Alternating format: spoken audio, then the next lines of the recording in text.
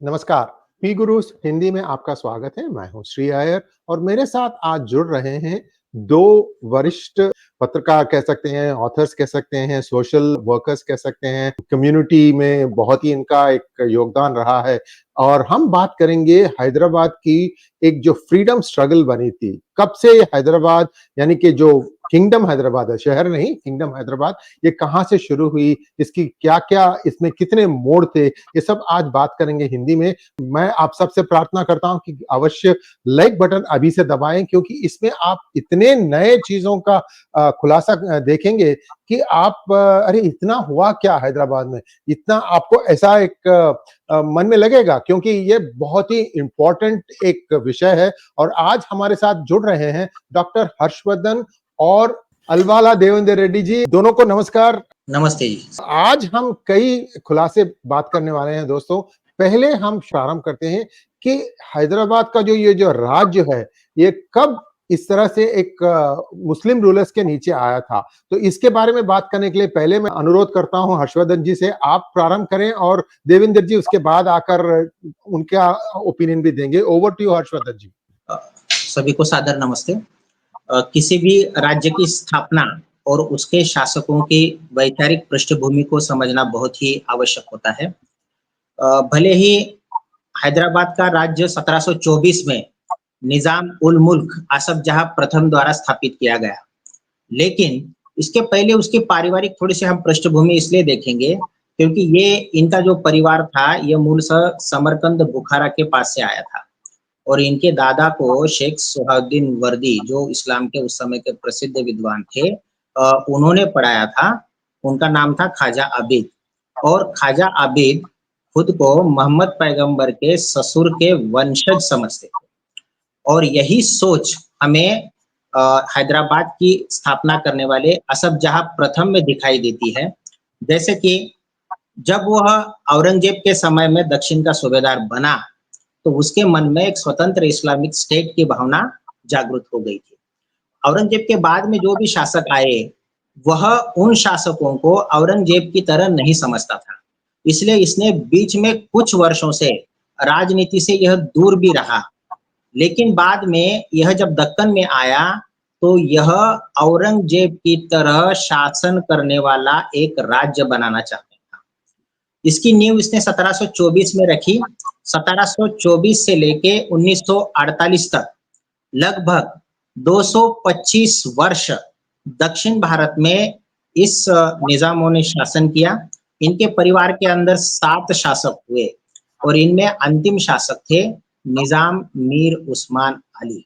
बहुत बहुत धन्यवाद देवेंद्र जी। आपके वंशज बहुत इंटीमेट से इससे कनेक्टेड हैं। आपके दादा परदादा ये सब अलवाल जो कि एक हैदराबाद का एक एरिया है, सबअर्ब कह सकते हैं, वहां से हैं आप। तो आप थोड़ा बताएं कि आपको जब आप छोटे से बड़े हो रहे थे तो आपको आपके परदादाओं ने समझाया होगा कि किस तरह से ये जो घटना घटी। मेरे पास थोड़े आंकड़े हैं, मैं भी बताऊंगा क्योंकि ये मेरे पर्सनल एक्सपीरियंसेस हैं। ओवर टू यू देवेंद्र जी। नमस्कार, मैं अलवाला देवेंद्र रेड्डी। हमारे दादाजी का नाम अलवाला बाल रेड्डी है। Is one of the unsung hero of Hyderabad liberation movement and बहुत ही closely he has work with Pandit Narendra ji and जिसे हमें लोह पुरुष करते हैं। इनफैक्ट परिस्थिति उन दिनों में कुछ अलग सी थी, जो हमको बताया गया था बचपन में कि स्वराज और स्वधर्म के लिए आर्य समाजों ने बहुत सारी बलिदान दिया हुआ इस इलाके में।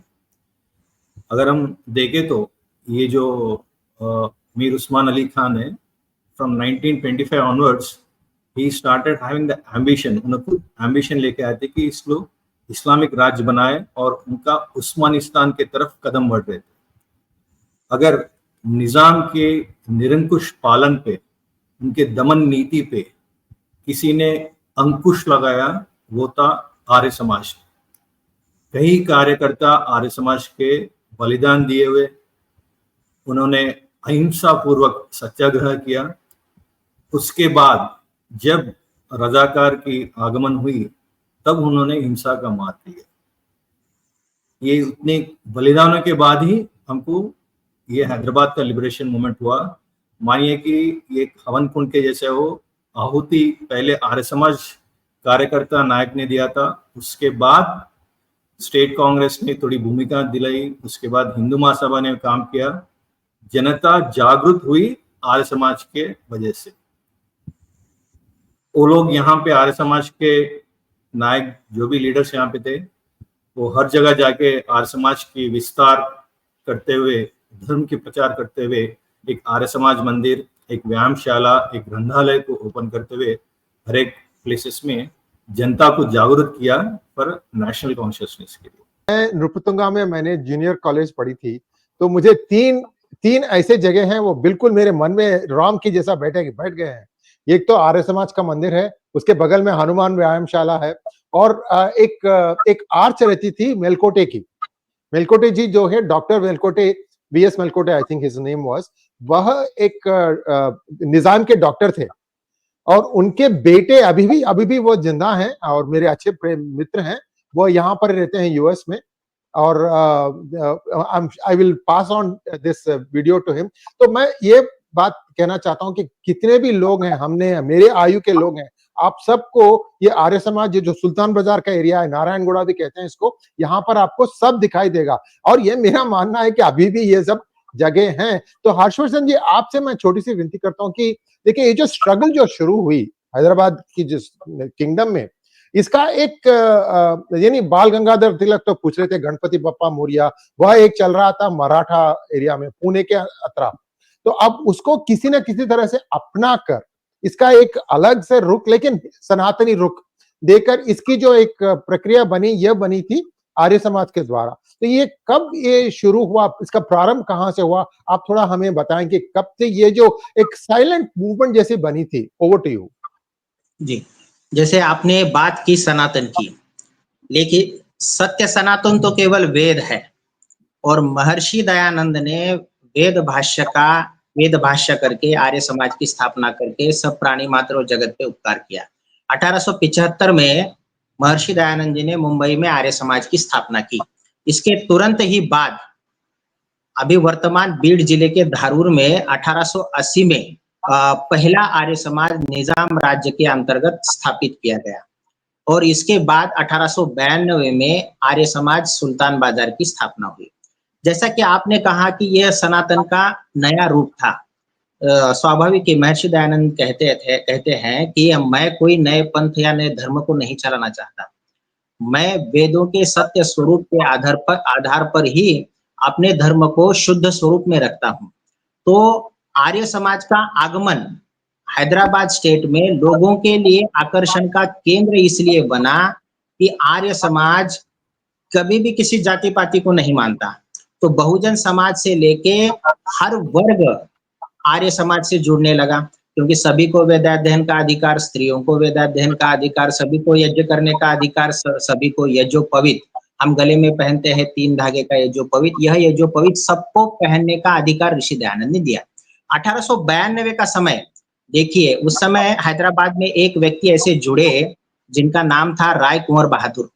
वो शुरू में नास्तिक थे, वो आर्य समाज के सत्संगों में आने से आस्तिक बने। ऋषि दयानंद के सिद्धांतों के, वेद के प्रति उनकी गहरी रुचि बढ़ी, नास्तिक व्यक्ति आस्तिक बना, और उस व्यक्ति ने हैदराबाद के दलितों में आर्य समाज का इतना अच्छा प्रसार किया कि निजाम सरकार आर्य समाजी होने के सर्टिफिकेट के आधार पर दलितों को सेना में प्रवेश देने लगी। यह सनातन का एक नया रूप हैदराबाद में आर्य समाज ने सबके सामने प्रस्तुत किया, और लोगों, सभी जाति के लोग इससे कनेक्टेड हो गए, और धीरे धीरे यह आंदोलन अपने विस्तृत रूप में अपने को हैदराबाद में देखने को मिलता है। 1880 से लेके हम जब 1909 तक आएंगे, तब तक हम देखते हैं कि स्त्रियां भी 1907 के आसपास एक आर्य समाज ने स्त्री आर्य समाज भी बनाया। तो स्त्री समाज के माध्यम से उच्च कुल की स्त्रियां जब अपना घर छोड़ के बाहर आके सामाजिक कार्यों में योगदान देने लगी, उनके पीछे सैकड़ों स्त्रियां स्त्री समाज के माध्यम से हैदराबाद के कामों में सहभाग लेने लगी। ये 1907 की बात कर रहा हूं मैं, आज से लगभग 100-102 वर्ष पूर्व की। तो आप सोच सकते हैं कि आर्य समाज ने किस प्रकार से एक नई प्रेरणा लोगों के मन में जगा दी, और समाज को कुप्रथाओं से, रूढ़ियों से मुक्ति कर दी। तो आर्य समाज के प्रारंभिक काल में हम देखते हैं कि अस्पृश्यता निवारण, जाति प्रथा का निवारण, सबको पठन का अधिकार, सबको यज्ञोपवीत का अधिकार, स्त्री शिक्षा, नारी शिक्षा, इसमें इतना बड़ा अच्छा काम आर्य समाज ने शुरू में किया। इसका परिणाम यह हुआ कि समाज के सभी वर्गों का आर्य समाज को समर्थन मिला। और ऋषि दयानंद के दो परम शिष्य स्वामी गिरानंद जी महाराज और स्वामी आत्मानंद जी हैदराबाद में शुरू में 1892-93 में आए थे। इनके व्याख्यानों का भी बहुत गहरा असर हैदराबाद के लोगों पे हुआ। शुरू के काल में हैदराबाद में जो रूढ़िवादी थे, उनके साथ आर्य समाज के कुछ शास्त्रार्थ भी हुए। उन शास्त्रार्थों के विषय थे कि ईश्वर, जीव और प्रकृति, और दूसरे शास्त्रार्थ का विषय था पशु बलि वेद के विरुद्ध है। तो ऋषि दयानंद ने तो ये पहले सिद्ध कर दिया था, और वैदिक विद्वानों के प्रवचनों ने सामान्य जनों के मन में, इवन रूढ़िवादियों के मन में भी उनकी सोच को बदलने का एक नया अवसर हैदराबाद संस्थान में आर्य समाज के माध्यम से मिला।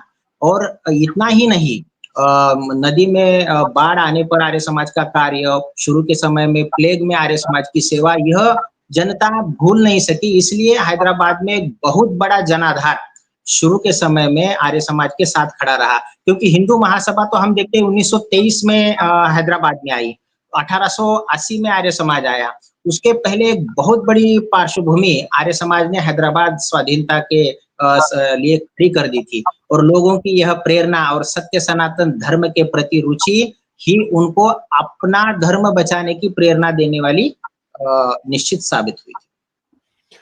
बहुत बहुत धन्यवाद हर्षवर्धन जी। मैं समझता हूं कि आज की तारीख में एक और स्वामी दयानंद सरस्वती की जरूरत है, क्योंकि आप देख रहे हैं कि एक अलायंस जो बनी है आप हाल ही में, तो ये तो भारत को तोड़ना चाहती है कई कास्ट के लाइन्स पे और कई लाइनों से। तो यह एक आज की एक तारीख में एक और स्वामी दयानंद अगर प्रस्तुत होंगे तो बहुत अच्छा होगा। मैं अब देवेंद्र जी से एक विनती करता हूँ। देवेंद्र जी, आपके परिवार सदस्य भी आर्य समाज में बहुत से इन्वॉल्व थे, और आप एक ग्रैंडफादर जो कि बहुत ही इसमें एक्टिव थे। थोड़ा आप समझाएं हमारे दर्शकों के लिए क्या माहौल था वहां पर, किस तरह से कितने इनको प्रॉब्लम्स का सामना करना पड़ा, क्योंकि रजाकार मूवमेंट था लेकिन उतना अग्रेसिव नहीं था पहले, है कि नहीं? हाँ जी, अगर आप देखते हैं तो हर्षवर्धन जी जो बोलने के बाद हुआ था ना, चर्चा होती, अगर यहाँ पे 1928-29 ऑनवर्ड्स यहाँ पे जब इस्लाम स्टेट की तरफ जब उन्होंने कदम बढ़ाए थे, वहीं से शुरुआत हुआ। सो हमारे पास जो हैदराबाद स्टेट है, इनफैक्ट हैदराबाद का इतिहास ये बहुत दौर्भाग्य कि उसे दबाया गया, उसे भुलाने की बहुत सारी कोशिश की गई, लेकिन उस जमाने में यहाँ के लोग ना बहुत सारे तकलीफ उठाए, क्योंकि वो लोग धर्मांतर करने के लिए एक फरमान लेके आए थे, उसको नाम सर्कुलर नंबर 53 गश्ती निशान 53 बोलते हैं। यहाँ पर बहादुर यार जंग बोल के एक बंदा आया था जो MIM को रिवाइव किया था। Actually MIM was found in 1920s, but उन्होंने जब आए थे तब उसको रिवाइव करके ऑफिशियली तबलीग का फरमान लेके आके यहाँ पे मतांतर करना शुरू कर दिया। यहाँ पे उन जमाने में डायनेमिक्स यहाँ के अलग थे। हिंदू यहाँ पे 85% थे और वो लोग माइनॉरिटी में थे, but still to get the majority the least resistance part shortcut was to convert the people. जैसे हम लोग यहाँ पे जाति के ऊपर डिवाइड थे, और मोस्ट इंपॉर्टेंटली यहाँ का समाज डिवाइडेड था on basis of bonded labour, जो हम बेटी चाकरी तेलुगु में बोलते हैं, वैसा बॉन्डेड लेबर पे डिवाइड था। और उन लोगों को इंसेंटिव था कि अगर आप धर्मांतर होकर इस तरफ आते तो आपको टैक्स इंटेंसिव भी मिल सकते हैं। तो परिस्थिति ऐसी थी कि गांव में घर का प्रमुख इस्लाम को एम्ब्रेस करता था, लेकिन घर वाले पूरे हिंदू थे। वैसे अलग अलग सिचुएशन से यहाँ पे एक गांव को पूरा मतांतर कर दिया था।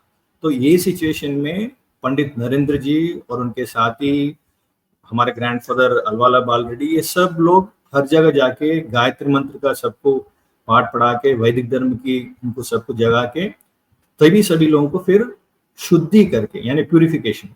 महर्षि दयानंद सरस्वती अगर हिंदू समाज को एक टूल दिया, one of the biggest tool called as shuddhi, purification. आज के जमाने में उसको घर वापसी कहते हैं। सो वो टूल को यूज करके यहाँ का धर्म को बचाने का काम आर्य समाज के नेता पंडित नरेंद्र जी, विद्यालंकर जी बहुत सारे लोग यहाँ पे अपने जान को हथेली में रख के काम किया। In fact if you look at the tallest leaders from Arya Samaj, Swami Shraddhanand हो, पंडित लेखराम हो, सभी लोगों ने बलिदान दिया था हिंदू धर्म के लिए। और यहाँ के लोगों को मालूम था कि अगर मैं आर्य समाज के प्रत में लेके, अगर मैं सच्चाई के लिए और यहाँ के लोगों के स्वधर्म और स्वराज के लिए मैं अगर लड़ूंगा, तो उसका मतलब होगा कि इधर मैं जेल में रहूंगा या मुझे मृत्यु प्राप्त होगी। फिर भी उसको ये लोग स्वीकार करके यहाँ के लोग जो पीड़ित थे उनके तरफ ठहर के उनको यहाँ के लिए स्वराज दिलाने के लिए और स्वधर्म के लिए फाइट किया था आर्य समाज ने। यहाँ के पंडित नरेंद्र जी को मुन्ननूर बोल के एक जेल रहता है, उसको बहुत सारे कम लोगों को मालूम है, यहाँ पे काला पानी बोलते, तेलंगाना काला। So it is there in Munnanur, Mahabubnagar district.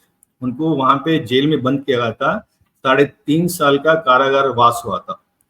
जब यहाँ पे सत्याग्रह हुआ था 1938 में अक्टूबर में, बहुत सारे कम लोग मालूम है, वो इतना बड़ा सत्याग्रह था कि पूरे भारत देश से आर्य समाज के नायक यहाँ पे आके, कार्यकर्ता आएंगे यहाँ पे अहिंसा पद्धति में निजाम को बेंड किया कि you need to pull back that G O number 53। तो पूरा हिंसा था, ना कोई हथियार था, ना कोई तलवार था। इनफैक्ट निजाम के अत्याचार इन आर्य समाज में जेल के अंदर भी थे, जेल के भीतर भी थे, और जेल भी इनके लिए बस नहीं हो रहे थे। And many people lost their life. बहुत सारे आर्य समाज ने अपनी जान की बलिदान किया for sake of people of this part of Hyderabad state. And this is unfortunate. ये तो बहुत ही कि हम कह सकते हैं ये इतिहास हैदराबाद की ये घटनाओं को सब लोग बुलाए गए। रजाकार तो 1944 में है, बट तब तक भी यहाँ के लोगों के लिए सिविल राइट्स नहीं थे। आप लोग अपने घर के ऊपर झंडा नहीं फहरा सकते, हिंदू है तो आप अपना फेस्टिवल को पोस्टपोन करना पड़ेगा, अगर आप हिंदू है तो हवन नहीं कर सकते, आप रिलीजियस प्रोसेशन नहीं ले सकते। ये पूरा सर्किल नंबर 53 में था। उसके अगेंस्ट आर्य समाज ने एक अहिंसा तक में लगभग 2 साल तक यहाँ पे सत्याग्रह किया था। इनफैक्ट हमारे दादाजी बाल रेड्डी जी, उन्होंने एक सत्याग्रह किया था बेगम बाजार में। गंगाराम वानप्रस्थी भी वहीं पे थे। इनफैक्ट सीआईडी सिस्टम निजाम की बहुत अच्छी थी वो टाइम में, एक आर्य समाज लीडर के ऊपर 2-2, 3-3 सीआईडी थी। तो सब लोगों को एवॉइड करते हुए लोग यहाँ के लोगों को जागरूक करते हुए वहां पे सत्याग्रह किया और अपने आप को खुद अरेस्ट करवाया। एंड दादाजी वहां पे एक आर्य समाज का एक आर्यन डिफेंस लीग बोलते हैं, आर्य रक्षा समिति, उसमें बहुत ही महत्वपूर्ण काम किए थे। फिर बाद में आर्यवीर दल बोल के उसको एस्टैब्लिश किए थे, उसमें भी उन्होंने लिए थे। उसके बाद जब रजाकार आए तब यहाँ पे हिंसा के दौर लेते हुए उन्होंने बॉम्ब मैन्युफैक्चरिंग करना शुरू किए थे। सो बॉम्ब मैन्युफैक्चर करते हुए, जैसे पंडित नरेंद्र जी कहा कि हर एक आर्य समाजी को ये यहाँ के लोगों को बचाने के लिए हमें हथियार उठाना पड़ेगा, हमें कोई और द्वारा नहीं है, हमें कोई और रास्ता भी नहीं है, हमें हथियार ही उठाना पड़ेगा तो रेजिस्ट अगेंस्ट रजाकार। वही टाइम में आर्य समाज ने हिंसा का मार्ग लिया। तब तक तो वो पूरा हिंसा के मार्ग में चल रहे थे। तो जब ग्रैंडफादर को अरेस्ट किया था गुंडला पोचमपल्ली विलेज में, उनके साथ 63 बॉम्ब्स भी पकड़े गए थे। उन्होंने 20 अगस्त में अरेस्ट हुए थे। उसके बाद 4-5 महीने के 20 अगस्त विच ईयर? 1947। अच्छा, 5 दिन के बाद, इंडिया के इंडिपेंडेंस के 5 दिन के बाद। तब yes. तो सिर्फ तब भी फिर निजाम का किंगडम तो था, निजाम का किंगडम था। एंड अय्यर जी, बहुत सारे लोग ये समझते कि हैदराबाद में तिरंगा फैला हुआ 1947 में, आज जो लीडर बोलते ना, किसी को मालूम ही नहीं था। It was not at all allowed. 1947 में आसिफ जाही का फ्लैग कासिम रजवी ने अपने यहाँ पे मोजांजिया मार्केट में उड़ाया था। यहाँ पे Tiranga it was banned. September 2nd it was celebrated as a national flag day. उस दिन अपने वरंगल के पास 22 people died for this hosting the flag. This is not recorded. And बैरानपल्ली बाद में होता, जब अगस्त 27, 1948 में होता।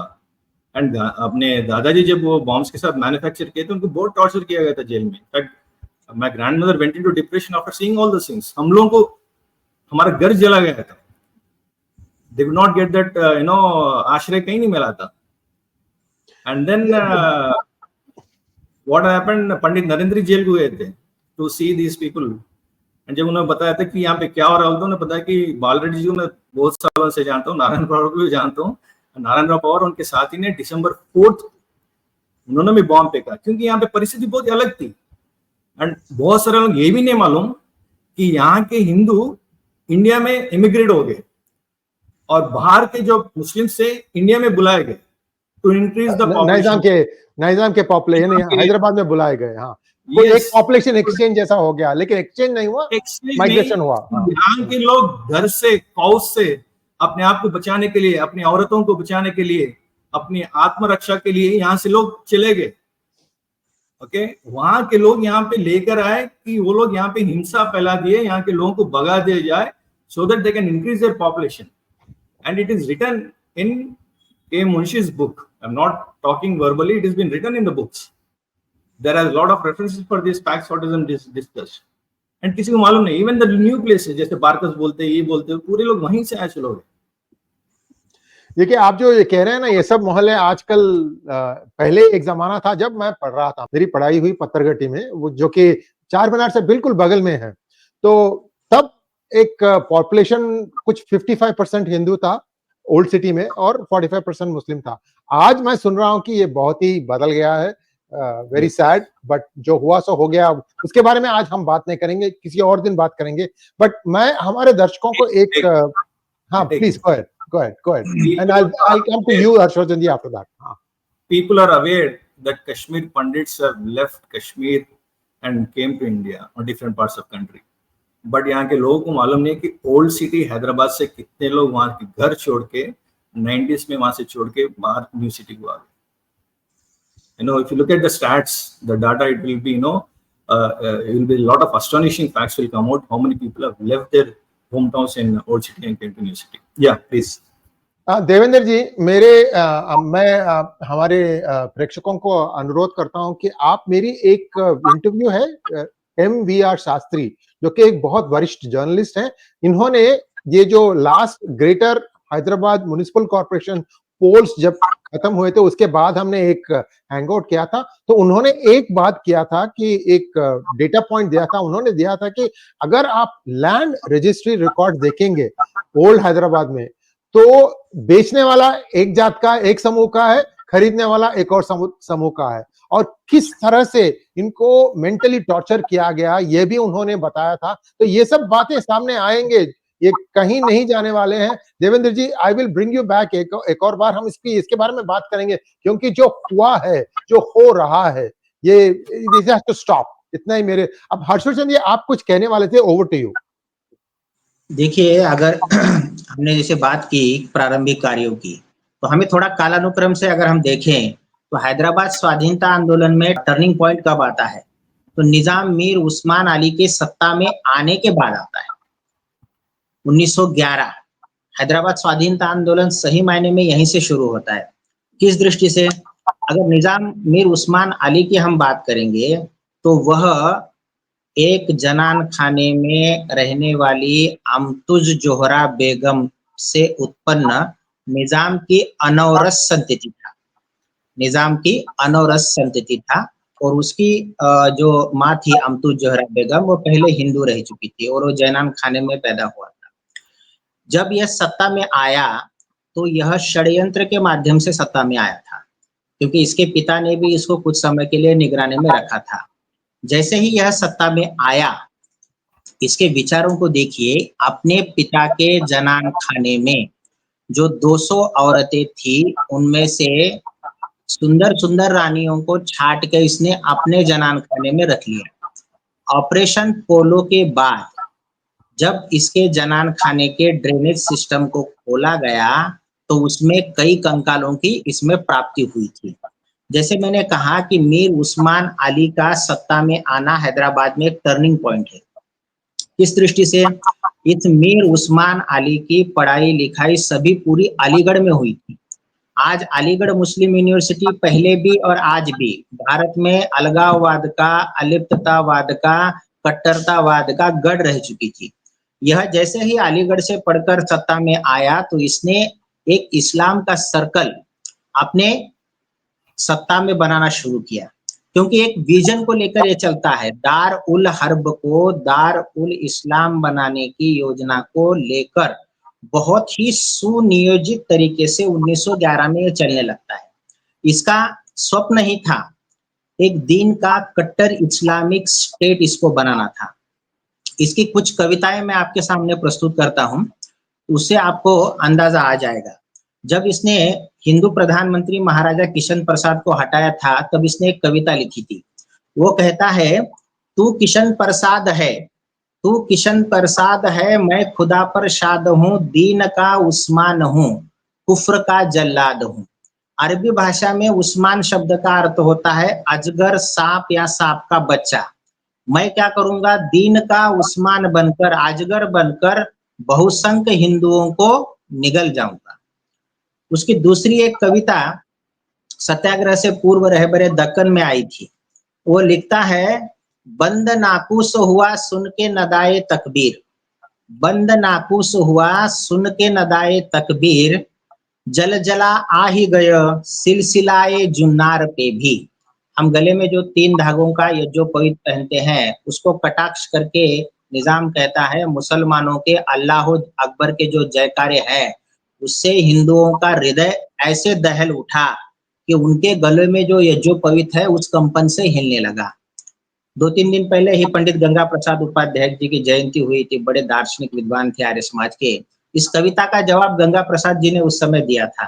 वो कहते हैं, देखिए ध्यान से सुनिए, 3 धागे थे फकत सूत के कच्चे लेकिन, 3 धागे थे फकत सूत के कच्चे लेकिन, बाजी जुन्नार ने ली हैदरी तलवार पे भी, बाजी जुन्नार ने ली हैदरी तलवार पे भी। निजाम अपने समाचार पत्रों से, रहबरे दक्कन, सुबह दक्कन, अल आजम, ये निजाम के चाटुकार समाचार पत्र थे। इसके मूल अंक मेरे पास आज भी हैं और उसकी संख्या 2000 पेजेस से अधिक है मेरे पास। मैंने उसको सभी को अनुवादित किया। अपने मुखपत्रों के माध्यम से वो प्रजा को धमकाता था और उस समय प्रजा को आंसर देने का केवल साहस आर्य समाज ने दिया।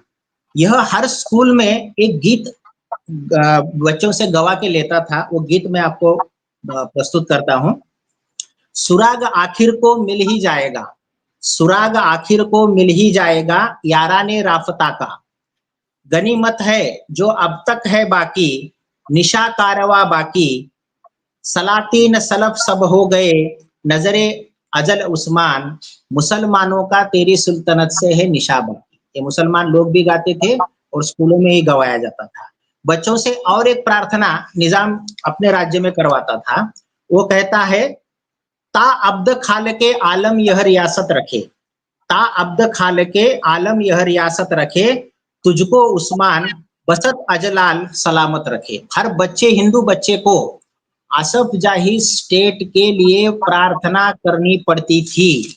और इसकी इस्लामिक दृष्टि आप देखिए, अलीगढ़ से पढ़ के आने के बाद इसने जितने भी लोग अलीगढ़ से पढ़ के आए थे, उन सभी को हैदराबाद संस्थान में उच्च पदों पर नियुक्त किया। यह खुद को सानी औरंगजेब समझता था, यानी औरंगजेब की प्रतिकृति समझता था। इस निजाम मीर उस्मान अली ने, औरंगजेब ने अपने बच्चों के जो नाम रखे थे, वो सभी नाम अपने बच्चों के रखे और खुद को सानी औरंगजेब कहलाता था। इसको खलीफा बनने के सपने आने लगे थे और इसने अपने बेटे का विवाह तुर्कस्तान के खलीफा के बेटी नीलोफर से किया।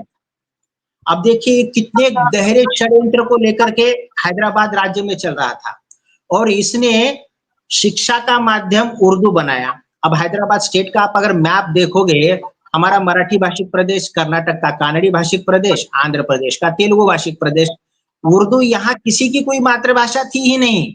जबरदस्ती से उसने राज्य की सभी प्रजा को उर्दू भाषा में सीखने के लिए बाध्य किया। उसने उस्मानिया यूनिवर्सिटी बनाई। उस यूनिवर्सिटी के मैं वहां का ग्रेजुएट हूँ हर्षवर्धन जी, मैं वहां का ग्रेजुएट हूँ। मैं ये आप के यूनिवर्सिटी के अब्दुल लतीफ ने 1920 में पाकिस्तान योजना बनाई थी। आप जानते हैं कि नहीं मुझे पता नहीं। पाकिस्तान योजना का जन्मदाता अब्दुल लतीफ ही था, उस्मानिया यूनिवर्सिटी का था। आप हैदराबाद स्वाधीनता आंदोलन के लिए इन विचारों को देखिए। अगर शासक के विचार ही इस्लामिक स्टेट बनाने के हैं, हिंदू प्रजा 85% है राज्य में। हमारे हिंदुओं से उस राज्य का पूरा इनकम आता है, और यह वह इनकम कहाँ दे रहा है? फिलिस्तीन के लोगों को दे रहा है। आज भी देखिए भारत में हम इतने हमारे प्रधानमंत्री इतने सफलता के साथ राज्य को चला रहे हैं, लेकिन थोड़ी सी गलती हो गई तो दिल्ली में लोग धरने पे बैठ जाते हैं। अरे हैदराबाद के हिंदुओं पे हुए अन्याय अत्याचारों को देखो, इस्लाम के प्रति कैसा इनका रवैया था, तो आपको पता चलेगा कि वास्तव में क्या है इन शासकों का असली रूप। आपको जानना होगा इस्लाम की सोच में ही ये है। मैं आने वाले इस बिंदुओं में इसको कवर करूंगा, तो वो इसको लेके चला था, और वो इतने व्यापक और सुनियोजित तरीके से चल रहा था कि आज के समाजवादी लोग जितने भी व्याख्यान देंगे, कभी हिंदू महासभा और आर्य समाज का नाम नहीं लेंगे, वो केवल कांग्रेस का लेंगे। देखिए ध्यान से उनके भाषणों को सुनिए। हिंदू महासभा का, आर्य समाज का इतिहास जानबूझकर इसलिए छुपाया गया क्योंकि हम धर्म को मानने वाले हैं, हम अपने धर्म की बात नहीं कर सकते, और इसके लिए गांधी उतने अपराधी है। भारत में महात्मा गांधी ने सबसे पहले इस्लामी तुष्टीकरण की शुरुआत की, और भारत के लिए ये अभिशाप आज तक हमारे लिए नासुर बना हुआ है। क्यों?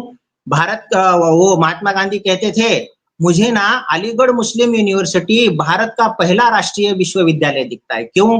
गुरुकुल कांगड़ी 1900 में स्थापित हुआ, राष्ट्रभाषा हिंदी में पढ़ाने लगा, पाठ्य पुस्तकें हिंदी में तैयार की, स्वामी श्रद्धानंद जी ने गुरुकुल बनाया, और आज तक यह देश में स्वदेशी का शिक्षण दे रहा है। क्यों? आपको वो पहला विश्वविद्यालय नहीं दिखता?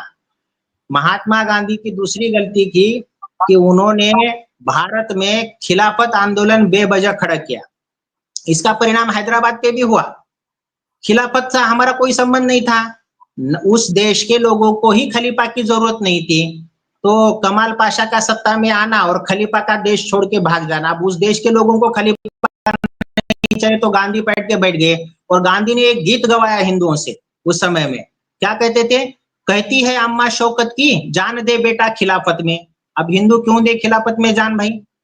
इससे स्वराज्य का प्रश्न पीछे छूट गया, और मुसलमानों के मन में इस भावना को दृढ़ किया गया कि तुम तो शासक हो, तुम तो शासक हो और हिंदू शासित है। इससे अलगाववाद को बल मिला, और इसकी प्रतिक्रिया निजाम को खलीफा बनने के सपने आने लगे, और वो सुनियोजित तरीके से हैदराबाद में चलने लगा। अभी आगे के पॉइंट्स में इसको और मैं विस्तार से कवर करूंगा। Over to you sir. हाँ, thank you so much Harshvardhan ji. थोड़ा वक्त बहुत तेजी से निकल रहा है, लेकिन हम आज इतने नए खुलासे सुन रहे हैं, तो मैं तो रौंचे खड़े हो रहे हैं मेरे बदन पर। एक छोटी सी क्वेश्चन थी मेरे मन में, देवेंद्र जी से पूछता हूँ, क्या ये नीलोफर हॉस्पिटल जो है आजकल हैदराबाद में, ये उसी के नाम पे स्थापित की गई? यस, ट्रू, इनके नाम से वही है, और हाँ वही है, उनके नाम से ही। देवेंद्र जी, आप अब हम क्रिटिकल मोड पर आ रहे हैं। 1938 में सत्याग्रह हुआ, लोगों का जागरण हुआ, उसके बाद थोड़े बहुत से अभी fights and things started happening. एक मिनट, मैं आऊंगा आपके पास हर्षवर्धन जी। तो अब 1938 से 1940 यानी कि क्लाइमैक्स की तरफ हम जा रहे हैं, तो आप इसका थोड़ा हमें एक वर्णन दीजिए कि किस तरह से चला।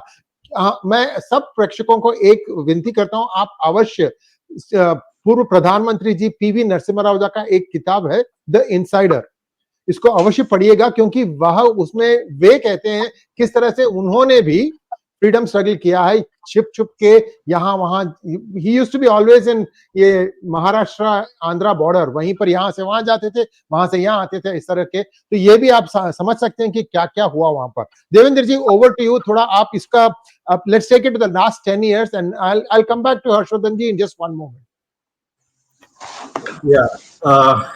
इनफैक्ट हर्षवर्धन जी बहुत सारे नए चीज बता रहे। कविता तो मुझे मालूम था, लेकिन बहुत सारे चीज बता रहे उन्होंने। हाँ, यहाँ पे 38, 39 के बाद इनफैक्ट जैसे हम लोग बात कर रहे थे बहादुर याजन की, उन्होंने भी आर्य समाज की बहुत ही प्रशंसा की थी कि वो लोग इतना रेसिस्ट किए थे, और मेरे पास आर्य समाज के जैसे कार्यकर्ता नायक होते तो मैं कभी का अपना ऑब्जेक्टिव मीट कर सकता था। एंड उसके बाद एक इंस्टेंस से 42 में यहाँ पर भी क्विट इंडिया मूवमेंट है, यहाँ पर भी लोग पार्टिसिपेट किए थे, Quit India movement. I am talking why people were so non violent in this part of Telangana when they are approaching that we are following the non-violence part. And यहाँ पे गणेश उत्सव भी होते थे. सभी लोग समझते हैं कि हैदराबाद में गणेश उत्सव आफ्टर लिबरेशन स्टार्ट हुआ, लेकिन वैसा नहीं है. जब बाल गंगाधर जी ने कॉल किया था गणेश उत्सव को, उसके बाद 1-2 साल के बाद ही हैदराबाद में शालीबंडा में गणेश उत्सव स्टार्ट हुए थे. एंड आर्य समाज के लोग मूर्ति पूजा तो नहीं करते, लेकिन हिंदू के लिए खड़े हुए थे लोग, और एवरी अपॉर्चुनिटी, ऐसे अपॉर्चुनिटी यूज करके हुए दे यूज्ड टू जागरूक करते थे लोगों को, and they used to talk about what are the atrocities Nizam is doing on people of Hyderabad. वो टाइम में दादाजी वहां पे एक बार 1942 में अरेस्ट हुए थे. उसके बाद वंदे मातरम रामचंद्र राव जी भी, उन्होंने भी क्विट इंडिया मूवमेंट अरेस्ट हुए थे. उनका नाम एक्चुअली वंदे मातरम क्यों लगाया था सबकी तो मालूम है कि उनको लाठी से मारा गया था जेल में. तब उनके बाद जब भी लाठी गिरता था तब वो वंदे मातरम का स्लोगन लेते थे, तब नारा लेते थे. Then he got the name of Vande Mataram. So there are many unsung heroes of this part of the place who have played a crucial role. State Congress ने भी अपना रोल प्ले किया था, बट बहुत साल तक स्टेट कांग्रेस यहाँ पे बैन हुआ था because of various reasons. In fact 38 में वो लोग भी आके सत्याग्रह में पार्टिसिपेट करने वाले थे, लेकिन महात्मा गांधी ने कहा कि this is a religious movement, let us come out of it. तो उसके बाद वो लोग ड्रॉप हो गए थे.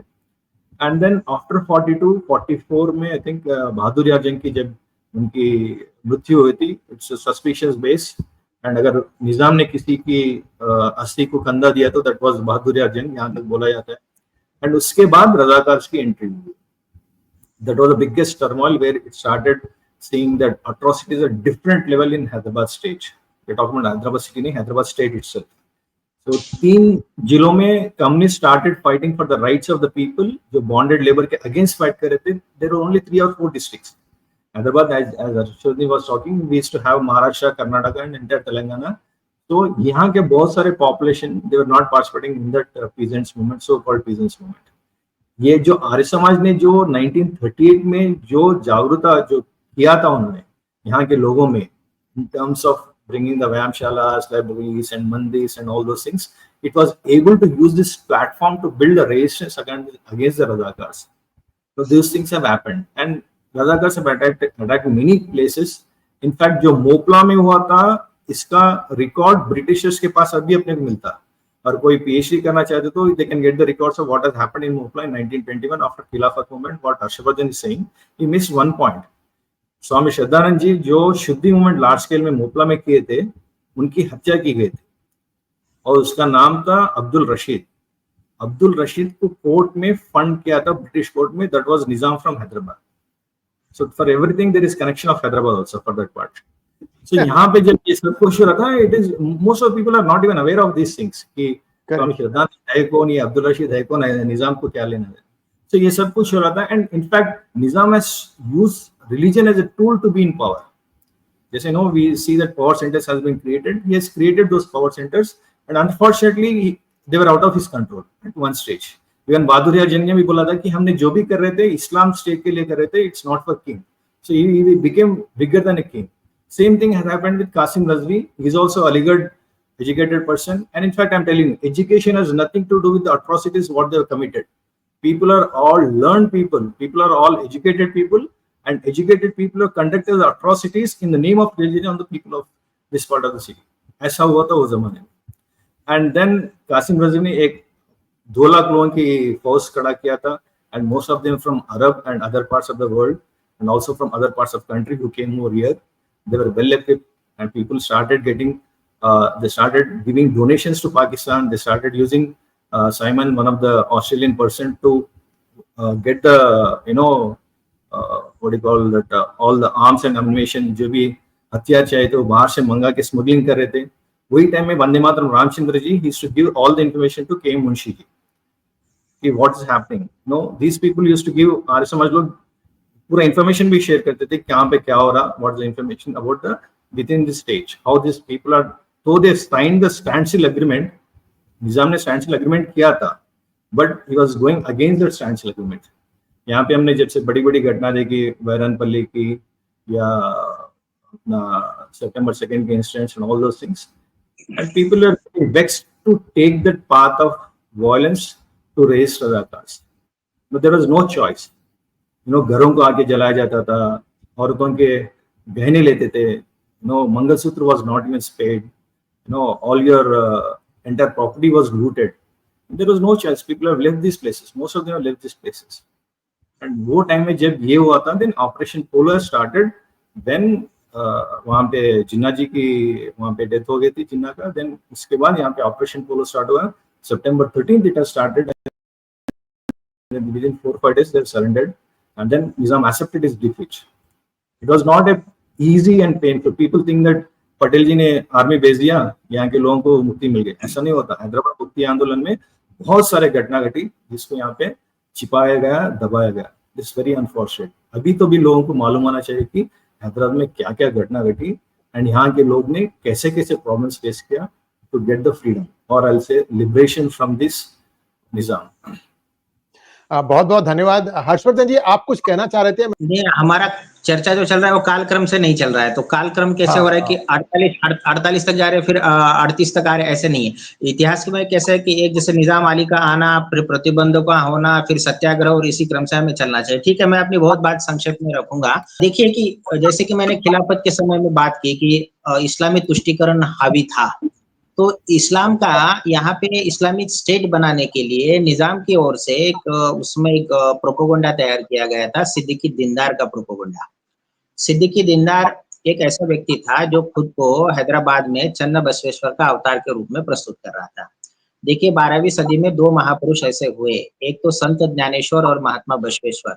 दोनों ब्राह्मण कुल उत्पन्न होकर भी एक बहुत बड़े समाज सुधारक बने।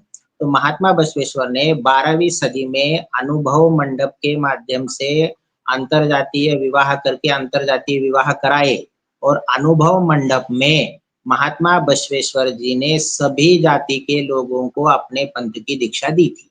तो वो यहाँ इस स्टेट में लिंगायत समाज का बहुत ज्यादा प्रभाव है। बहुत महात्मा बसवेश्वर के फॉलोअर्स पहले भी थे, अब भी हैं। तो उस समय ये खुद को चन्न बसवेश्वर का अवतार कह के प्रस्तुत करने लगा, और उसने एक पुस्तक लिखी थी सरवरे आलम।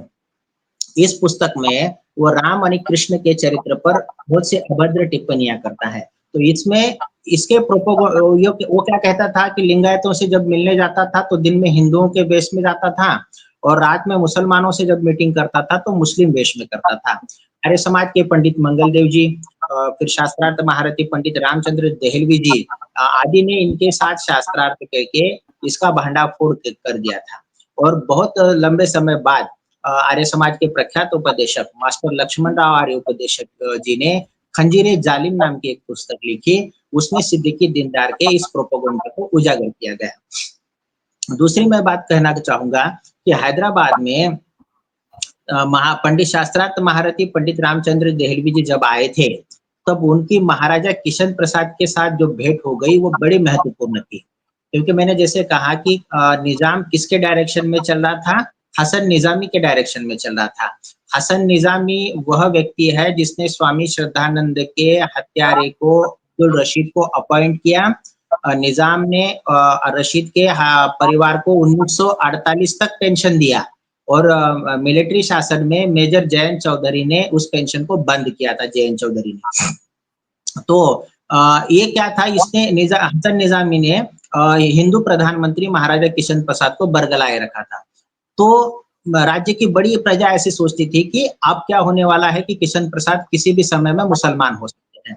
तो आर्य समाज के कार्यकर्ताओं ने महाराजा किशन प्रसाद जी से शास्त्रार्थ महारथी पंडित रामचंद्र देहलवी की भेंट कराई। 2 दिनों तक चर्चा होती रही, और इस चर्चा का यह निष्कर्ष निकला कि महाराजा किशन प्रसाद जी ने एक आर्टिकल पब्लिश किया हिंदू भाइयों से किताब नाम से, और उसमें वो लिखते हैं कि मैं शुद्ध हिंदू हूं और हिंदू ही रहूंगा। राज्य के इतने बड़े व्यक्ति को धर्मांतरित होने से आर्य समाज ने बचाया, तो उसका कारण शास्त्रार्थ महारथी रामचंद्र देहलवी जी थे। इनका कुरान पर इतना अच्छा वर्चस्व था कि मुसलमान मुल्ला मौलवी भी ऐसा कहते थे कि या अल्लाह तूने इल्म भी दी है तो किस काफिर को दी है। इतने कुरान की आयतों पे सुस्पष्ट विचारण रामचंद्र देहलवी जी का था। एक समय ऐसा आया कि सिकंदराबाद की मस्जिद में रामचंद्र देहलवी जी गए, तो वहां के सैयद कासिम नाम का मौलवी था। उसने रामचंद्र देहलवी जी से कहा कि देहलवी जी, आप तो अब मस्जिद के दायरे में आए हो, अब कुछ ही दिनों में आप मुसलमान बनोगे।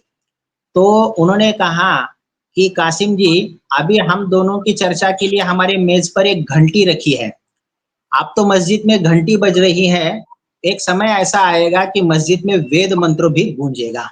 तो ये साहस प्रजा में आर्य समाज के इन शास्त्रार्थ महारथियों ने निर्माण किया।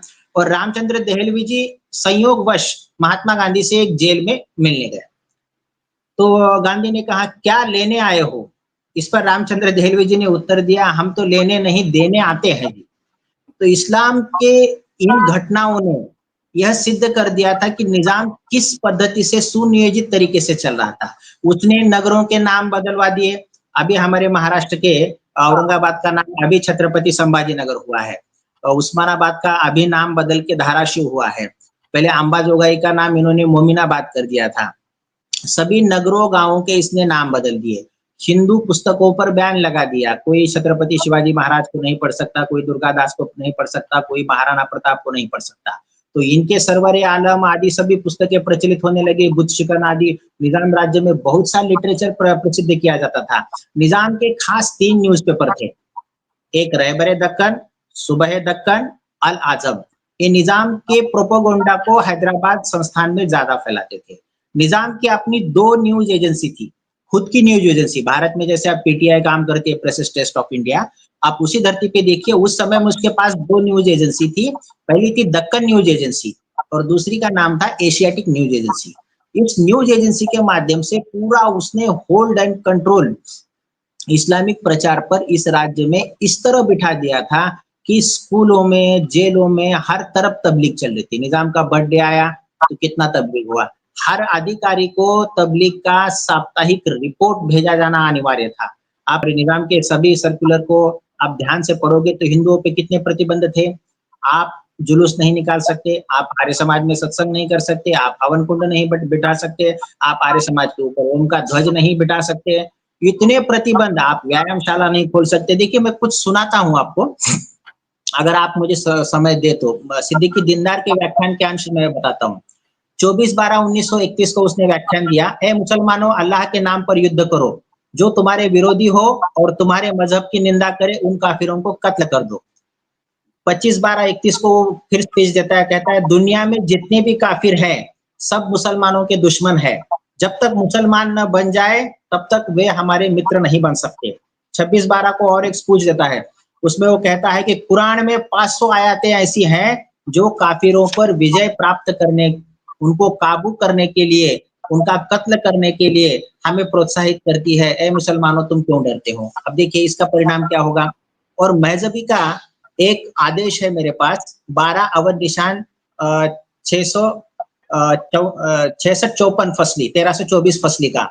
इसमें कहता है, खुदा के फजल से हम मोमिन हैं, जिंदा रहते हम गाजी हैं और मरने पर हम शहीद होते हैं। आजकल मैं बहुत से मुस्लिम घरों पे नाम देखा, गाजी मंजिल ऐसे लिखते हैं। तो आप देखिए धार्मिक विचारों की कट्टरता को पहचानिए। बांग्लादेश में क्या हुआ, आज यूरोप जल रहा है, फ्रांस परेशान है, लंदन का बुरा हाल है। आप यूरोप कंट्री पछता रहे हैं शरणार्थियों को शरण देके। क्यों? इसके पीछे क्या है? इसके पीछे एक वैचारिक विचारधारा है। तो इन्होंने हिंदुओं के 4000 स्कूलों को आते ही निजाम ने बंद कर दिया था। और उसमें एक नोटिस भाई बंसीलाल जी को आई थी, 21 अमरनाथ 1342 फसली। वो लिखता है, नाजिर सदर कोतवाली ने सूचित किया है कि तुम गुलबर्गा प्रांत के स्कूलों के इंस्पेक्टर की आज्ञा के बिना स्कूल नहीं खोल सकते। इसका उल्लंघन करोगे तो 164 धारा के अनुसार तुम्हारे विरुद्ध कार्रवाई होगी। 1 सप्ताह के भीतर स्कूल की अनुमति प्राप्त करो या स्कूल बंद करो। हैदराबाद में हिंदू महासभा हो, आर्य समाज हो या कोई भी धार्मिक लिंगायतों का किसी भी प्रकार का संगठन हो, कोई भी स्कूल नहीं खोल सकता था। अखाड़ों पर प्रतिबंध। एक हमारे यहाँ से कासार शीर्षी नाम का एक गांव है, वहां पे एक अखाड़ा खुला था, उनको नोटिस आया था, तुम्हें सूचित किया जाता है कि कासार शीर्षी में एक व्यायामशाला की स्थापना के लिए आर्य समाज के मंत्री भीमा शंकर को आज्ञा दी गई है। वह राज्य की आज्ञा से अब रद्द कर दी गई है। पुलिस सब इंस्पेक्टर को हुक्म दिया जाता है कि वह निगरानी रखे। इस प्रकार से हिंदुओं की व्यायामशालाओं को बंद किया, अखाड़ों को बंद किया। निजाम को यह कतई मान्य नहीं था कि हिंदू किसी भी प्रकार से सशक्त हो, बल्कि उपासना करे, वो केवल कटे कन्वर्टेड हो। 85% प्रजा को उसको मुस्लिम में कन्वर्ट करना था। धार्मिक प्रतिबंधों में आप देखेंगे तो आपको नए पुराने जुलूस आप निकल नहीं सकते थे। दशहरे के जुलूस पर हड़ीखेड़ के तहसीलदार ने बैन लगा दिया और उसने ये कहा कि यह एक नया धार्मिक जुलूस है, अतः इसको नहीं निकाला जा सकता। हड़ीखेड़ का सर्कुलर मेरे पास है। गणपति का उत्सव हैदराबाद में बंद किया गया। आर्य समाज के सत्संग वार्षिक उत्सवों को बैन किया गया, नगर कीर्तनों को बैन किया गया। इसके साथ ही 13/11/1326 फसली के सर्कुलर के अनुसार हैदराबाद जिला और नगर में हिंदू अपनी पूजा बिना गाजे बाजे के करे। वरकम्मा देवी का जुलूस, मुझे पता नहीं है, शायद देवेंद्र जी जानते हो, वरकम्मा देवी का जुलूस बगैर वाजे गाजे के साथ निकाला जाए। जागीरदार और पैगामी इन आदेशों को लागू किया जाए। ईशा शरीफ अर्थात मुहर्रम का महीना आया तो कोई हिंदू विवाह नहीं कर सकता था। एक नोटिस आर्य समाज हुमनाबाद के मंत्री को मिला। मुझे पुलिस पटेल से खबर मिली है कि आपके यहाँ पे सरकारी आदेशों और सर्कुलर के विरुद्ध ईशा शरीफ के महीने में विवाह किया गया है। विवाह करने वाले की जानकारी भेजो ताकि उसके विरुद्ध कार्रवाई की जा सके। आर्य समाज के सत्संगों पर प्रतिबंध था। 11 खुर्दा 1247 फसली नायब कोतवाल सीआईडी हैदराबाद लिखता है, आर्य समाज सुल्तान बाजार आपने साप्ताहिक हवन और प्रार्थना करने वाले हैं और पंडित देवेंद्र नाथ जी को बुलाया है, अतः आपको प्रवचन की अनुमति नहीं दी जाती थी। ऐसे सैकड़ों हवन कुंडों पर प्रतिबंध, अखाड़ों पर प्रतिबंध, आप स्कूल नहीं खोल सकते, आप ये नहीं कर सकते, इतने प्रतिबंध थे कि हिंदू प्रजा का जीना मुश्किल था। लेकिन कांग्रेस ने 48 के बाद इस इतिहास को छुपाया। केवल स्वामी रामानंद तीर्थ, स्टेट कांग्रेस और कम्युनिस्टों को फोकस किया गया। किसी ने भी हिंदू महासभा, हिंदुओं के अत्याचार और आर्य समाज और उसके बलिदान की चर्चा नहीं की।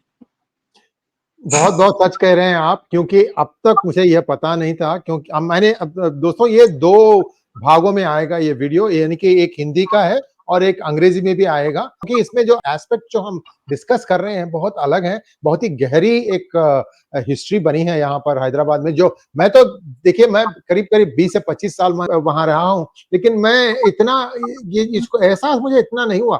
मानता हूं कि जब मैं बहुत ही छोटा था तो बहुत से मंजिल रहते थे, जैसे कि फलकनुमा में या मीर आलम बाग में या कोठी कहते थे उसको, सुल्तान बाजार में रेजिडेंसी कहते हैं ना आजकल, वो उसका नाम रेजिडेंसी भी था, यानी कि ब्रिटिश का रेजिडेंट वहां रहा करता था। एक प्रश्न आप दोनों से पूछना है, जिस एक मिनट आंसर, उसके बाद हम इसको संपूर्ण करते हैं।